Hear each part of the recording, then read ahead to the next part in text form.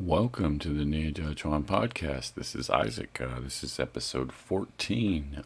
In this episode, Jess and I discuss a little bit from Wang Xiangzhai's book, The Founder of Yichun. So we're kind of going back to the source here a little bit. Also, we continue moving our way down the body with the energy gates from the book, going into the arms and a little bit into the body. Also, this week we released the second half of our interview with Eric Peters. So there's a little excerpt at the end of this podcast. You can check that out. And if you want to listen to the whole thing, you can subscribe to our Patreon. The purpose of the Patreon, besides supporting the podcast, is that Jess and I are going to be doing some projects. We can't really go into it right now, but things like translating texts and interviews and things like that. So that's part of what that goes to, just in case you're wondering. And Jess also has his Bagua walking program up there, and there's a few other things. All right, that's it for now. Hope you enjoy the episode and take care.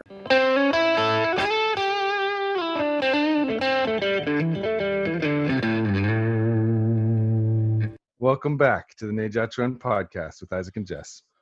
We've been discussing opening the energy gates of your body, which has been leading us through the forward as well as the instructional portion of the book. And at this portion, part of the forward, we've reached where the author is in Hong Kong training. And we've been talking about the martial art of Yichun, which includes a lot of standing postures. So he had a number of teachers in that school.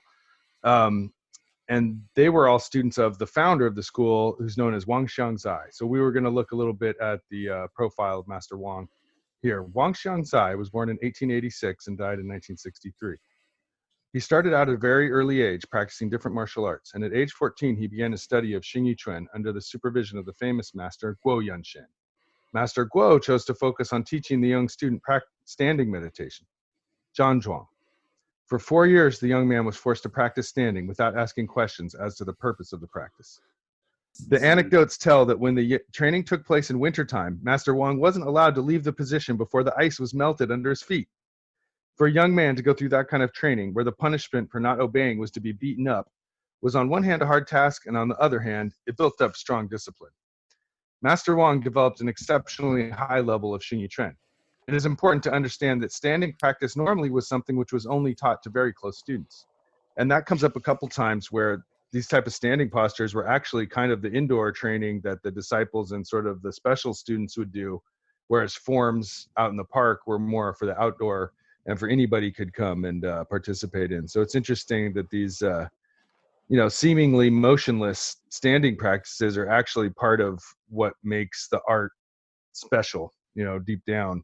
It's the indoor training of Xingyi. Yeah, I mean, I think the standing has always been the sort of like, I don't know if secret is the right word, but It's like the glue.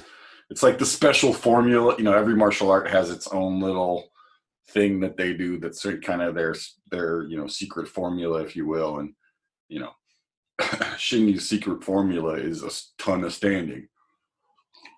Yep. And I think the amount of information you get might have been at that point dependent on your relationship to your teacher and stuff. And so sure, the closer you were, you probably got more of what was going on inside of the standing as opposed to just here, shut up and stand like this for 4 years. No questions. Yeah. And standing's one of those things that whether you know what you're doing or not, I mean, if you stand and your teacher corrects you and you stand in that position, stuff's going to start happening to you, like it or not. So in a way, you don't really need to know all that much. No, I mean, in some ways, but yeah. Well, I mean, in some ways, I think it's good to know because it sort of occupies that sort of intellectual part of your brain. But the truth is, you could be dumb as a rock, have no knowledge of any of what the stuff was about. And if you just stood there, and did some basic breathing stuff, you'd get as much out of it, or not as much, but, you'd get something out of it. Right. I think it would give you some more training than one would expect from just standing there. These postures really inoculate, a lot of different stuff at the same time.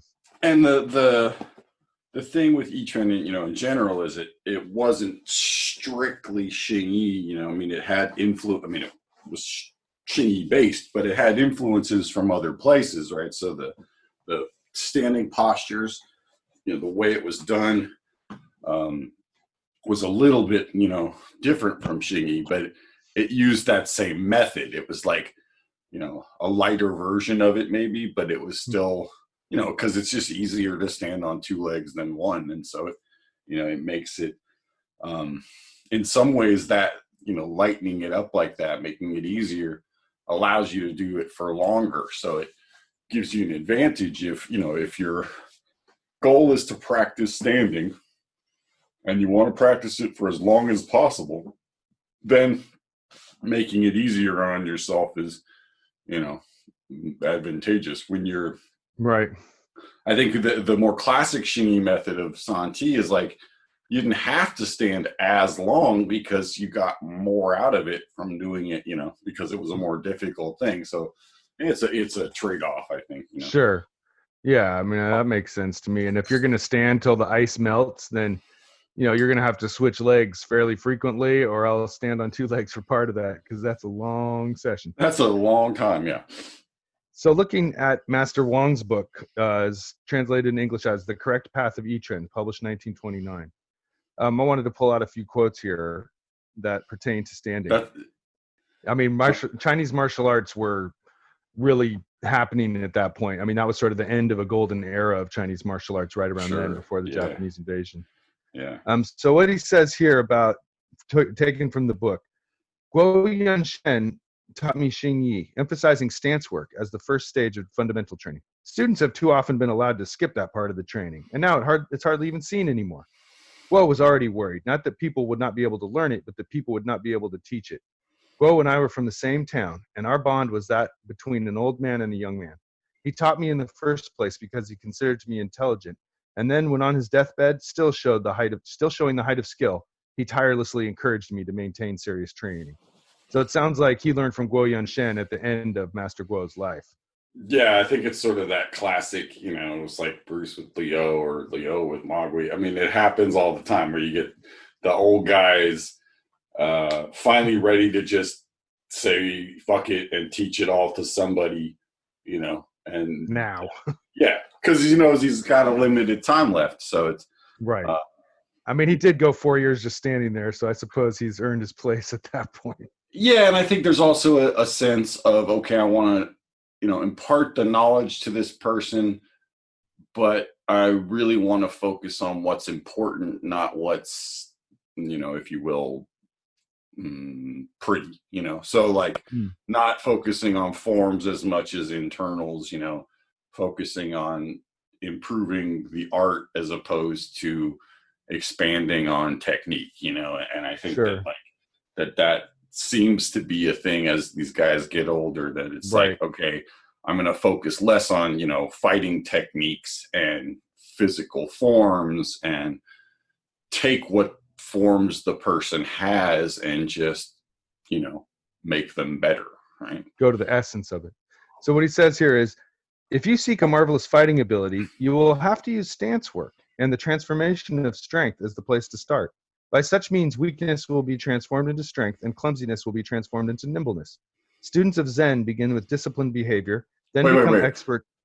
That's ice to water, water to gas, right? I mean, going from hard to, from weak to hard, from weak to strong, right? That's clumsy to nimble. That's that whole process of, I mean, it's vague, but I think that's what they're referring to, is that process of going through that, you'll be your body, gelling into one piece. That sounds like it to me. And that standing has that effect over time, just sort of seeps into you. They kind of, I think people describe it different ways, but it's sort of essentially saying that, no matter what it is your goal is, the more you stand, the better, Pretty much.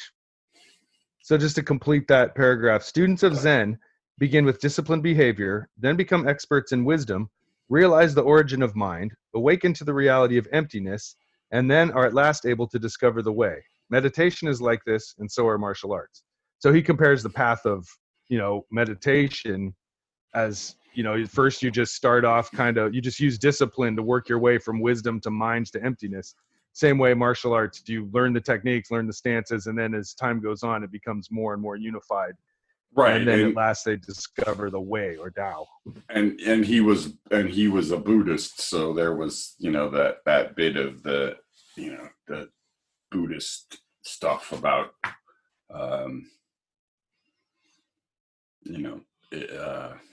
they refer to it as Zen. I mean, things like Right. that. I think it's yeah. just, I wonder what the translation is there. I'm assuming it's Chan or whatever, but right. I mean, but it's it's that thing. He's following Buddhist. It's a slightly path. Right. So it's got a slightly different bend than the more Taoist stuff, but essentially the goal is the same. They just describe it in slightly different, Yeah, terms. each has their way, but esoteric Taoism and Buddhism share a lot from what I've seen. Right. So when he says, and then the way will be revealed or whatever, that's he's saying, you will reach the Tao, you'll reach that emptiness. Yeah. I mean, it's capitalized WAY, so that sounds like a translation. Yeah, that's so, there's a lot of interweaving there. So one more little thing from his book. In the beginning of the training, there are numerous standing methods. Then complexity gives way to simplicity as you take the strong points of each stance and merge them into one, called primordial stance. Right, it is helpful for generating power and useful for actual fighting. It is training for mastery of both attack and defense and for energy circulation. After just 10 days of training, it will naturally produce results so marvelous that words cannot describe them. I don't know, that might be a bit of a exaggeration, but yeah, I mean, it might be some intense sessions for 10 days, but yeah, I mean, he's got a point there, though. Like, hey, if you regularly get into it, you can definitely feel it starting to affect you in the stability, in the calmness, in the dealing with all the thoughts and feelings that come up. I think after about 2 weeks, it definitely starts to seep in there. Well, what I would say is if after 2 weeks you don't feel like it's for you, then it's probably not. But that you need to give it at least a couple of weeks to start working on you. So he describes the primordial stance, where you bring the strong points of all the others into one. I'm assuming that's the holding the ball, hugging a tree kind of stance. Yeah, that's the also known as universal post. Universal post. That's the one he's kind of famous for. Right. And that's part of all the different each one sets. And frequently that's also, they do it on one leg also. So, I mean, it's sure. Pretty much that's the Santi posture. Right. So that's Santi, just the arms being held a little differently. Mm-hmm. Yeah, I mean, that's, if you ask me, it's that sense of, just holding a ball and being able to stand on either leg or both. All right, now on to our next portion. Moving on to the next section of the book is the shoulders. So let's see, first here is the shoulder notch. This gait is found at the junction of the acromion and the clavicle. That is the end of the collarbone. So that's that little, if you hold up your arm, you feel a little dip right there up in the top of the shoulder, kind of. Yeah. That's what I think of it.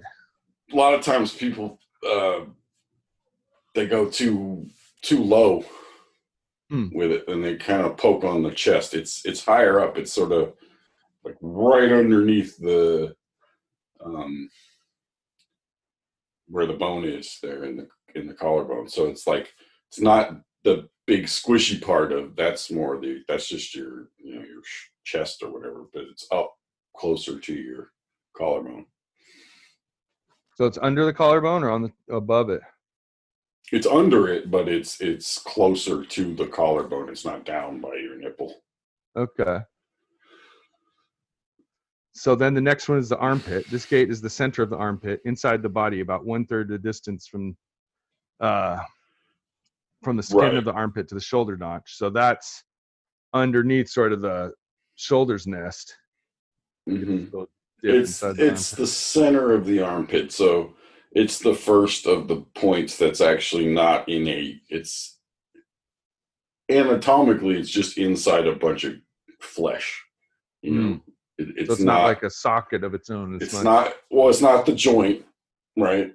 And it's not a particular spot on the surface. It's kind of this squishy area underneath inside the armpit, like the back of your knee or something. So um,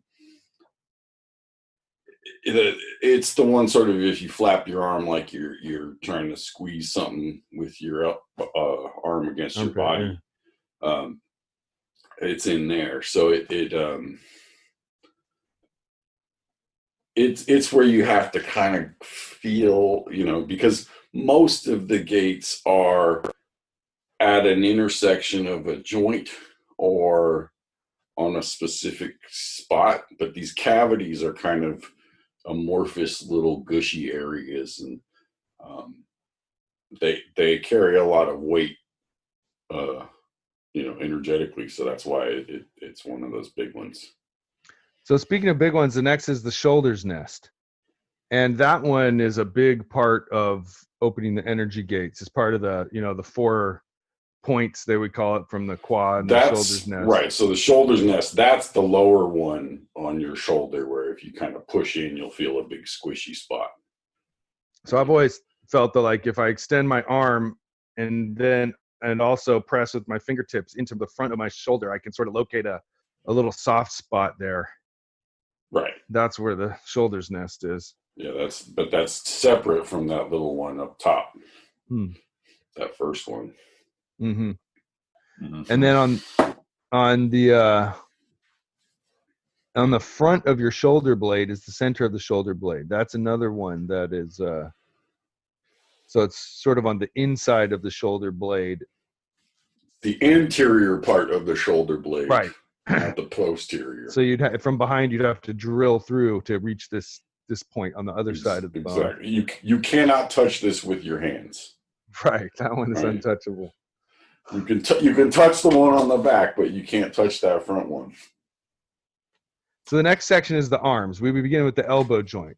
So the back, the inside, the sides, 10 minor gates and 1 major gate. So you were saying that.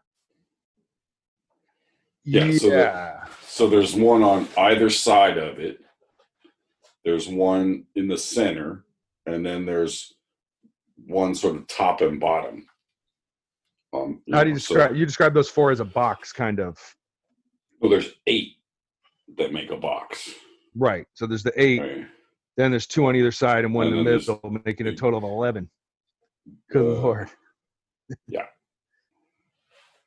So, I mean, to me, I just sort of dissolve that whole area as best I can. I'm not sure I'm able to, sort of go to that center and then everything around it. Those minor gates are pretty darn hard to individualize. Yeah, well, okay. So, now we're back to the discussion of how do you feel gates. I think, a lot of it comes down to alignment and the ability to relax. So, the alignment takes off some of the pressure and the relaxation allows you to feel it. So a lot of times it's this thing of, you got to find the right physical position, in a sense, for you to be able to relax enough that then it's sort of like the thing you're feeling isn't just the pain in the joint or the disconnection in the joint, right? So you're looking to take away as many variables as possible, so you're like, okay, this is what I'm feeling. And so you start by feeling physical things, right?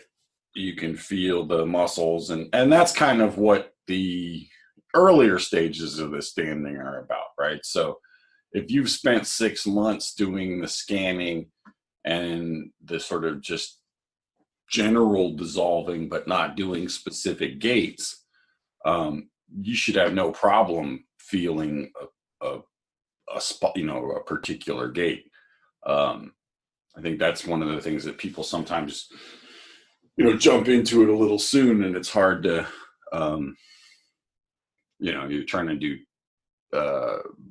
you're trying to learn how to ride a bike and play guitar at the same time. It'd probably be easier to play guitar sitting still and then learn to ride a bike separately. So that, the piece about just the sensitivity to it and the alignment stuff, I think is that's important. And then it's just, you play this line between, okay, I'm imagining or visualizing something, and I'm actually feeling the thing itself. And so if you're imagining these gates in your, visualizing these gates in your elbow, right? You can do it one way, which is just to visualize them on a map, like on a skeleton or something. But the other thing is you could do is visualize what it would feel like to feel those gates, right? So rather than visualizing the image, you visualize the sensation. And that starts to give you this sense of, okay, I can imagine what it feels like to feel my, elbow. And then that sort of leads you into this gray area where you're not sure you're doing it, but you think you're doing it. And at some point it's just like, oh yeah, I can do that now. And you don't have any kind of question about it. Maybe not that well, but you can at least say, okay, there's a spot, because that's all these things are, right? Is they're just spots inside your body. I mean, gate is just a fancy word for, a point, right? Point, right. I mean, you can call it whatever you want, but it's about how well, how detailed, precise, sensitive you are with your ability to feel, right? So if you can feel every little micro bit of your elbow joint, you're gonna have no problem, sort of feeling, okay, there's a little groove there or something. Sure. Because that's with joints, they kind of match up. I mean, they are kind of where the joint sort of connects and stuff. So there is a physical, one, there's something there you can kind of tie it to, right? But that's the thing about these other ones, these cavities, there's no physical thing to tie it to. Like Danjians are the same way, right? So you have, right. You have to make a physical / energetic connection, that you don't feel these things as opposing forces or whatever. They can exist in the same place. Right. And so this is that, that awareness of, okay, I can feel my physical body, and then I can feel something moving through it, right? And then I can feel something moving through it along specific channels. And then I can feel points along those specific channels, right? And so, it's a lot like learning to feel acupuncture meridians, although they're not exactly the same spots. There's definitely an art to it. So he goes on to the wrist joint, which has the same components as the elbow joint. Now we can this inside, the side, same deal there. Right, we can save a lot of time in that. We don't just, all joints have basically that same configuration. Some have one. Some have, one or two extra because of, something, but essentially all joints kind of, you just sort of that same configuration. That box shape, and then one in the very center. Yeah. And then he goes on to the carpal and metacarpal joints. Dissolve all the spaces between the small bones in the palm of the hand. That's you can go deep. There's a lot of bones in there. there's a lot of bones. I mean, well, that's the thing, all right? So in the beginning, you probably aren't going to have the awareness of every single little bone or, in your hand. So you just let your mind go through it, and you feel the spaces. You can at least feel the physical thing, right? And then you say, okay, well, I know there's a, one of these points there, so I'm just going to let my attention go. So you may not be, it's like pin the tail on a donkey, right? You might not be like exactly on the, but you're close enough, right. Well, and then there's the center of the palm is next, which he calls the eye of the hand, as well as the corresponding gate on the back of the hand. So that's one that's a little easier to grasp. You can put your mind in the center of the palm there and sort of soften that, and then it spreads into those bones from Yeah, and there. that's usually the first big one of the first big ones people feel, because as you're standing, you get that there's a increase of blood flow and energy flow to your hands, and it's such a big gate that you actually will feel people will feel a throbbing in their hand, or they'll Hmm. feel like you know that sort of your hands get that sort of blotchy kind of feeling to them because of the blood flow, and so it concentrates in the palm of the hand. And so the section ends with the fingers. Pay attention to the center of the joints of the fingers, and then complete the dissolving by concentrating on the exact center of the fingertips. So you go each joint of each finger, and then the very tip, which is maybe one of the most sensitive parts of the whole body. Yeah, and you can actually go a little bit beyond your fingertips also. All right. Well, that's been good to cover with you, bro. Okay, cheers. Talk to you soon. Hey folks, Isaac again. Here's the excerpt of the second part of our interview with Eric Peters, which is available on our Patreon account. Thanks again for listening, and like and subscribe. Take care. One of the stories involved a handspring. Would you mind relating that one? Somewhere along the way, I had a friend in law school who was interested in Tai Chi, and he came one night to watch class and was sitting on the sofa. And I think we were in the one of the simplified Yang form classes, and there was a younger girl in the class with her parents, and she apparently did gymnastics. And so at one point, while we were practicing or doing something, Bruce started talking to the girl about gymnastics and was she doing, et cetera, et cetera. And then he started talking about how he used to do gymnastics. And then all of a sudden he proceeded to take a couple of steps across the floor, and he did a perfect handspring and completely spun around, landed on his feet and stood up and kind of walked away or said something else to her. And that friend of mine was completely flabbergasted. And for the rest of the time in law school, he would constantly start saying, "I don't understand how that guy could do that." but he did it.